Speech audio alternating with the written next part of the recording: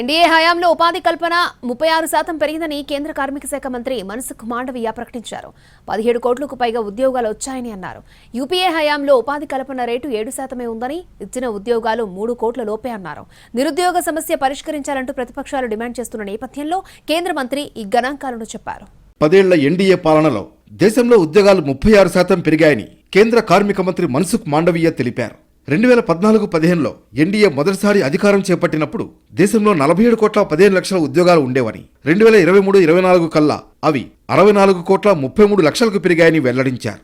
2004-2014 మధ్య 10 ఏళ్ల యూపీఏ పాలనలో ఉద్యోగాలు 7% పెరిగాయని మన్సుఖ్ మాండవీయ పేర్కొన్నారు.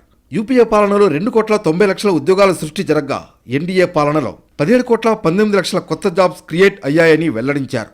ఒక్క 2023-24లోనే 4 కోట్ల 60 లక్షల ఉద్యోగాల కల్పన జరిగిందని కేంద్ర మంత్రి అన్నారు. 2017-18లో 6%గా ఉన్న నిరుద్యోగిత రేటు 2023-24లో 3.2%కి తగ్గిందని వివరించారు. యూపీఏ హయాంలో పారిశ్రామిక రంగంలో ఉద్యోగాలు కేవలం 6% పెరగ్గా మోడీ పాలనలో 15% గ్రోత్ సాధించామని ఆయన అన్నారు.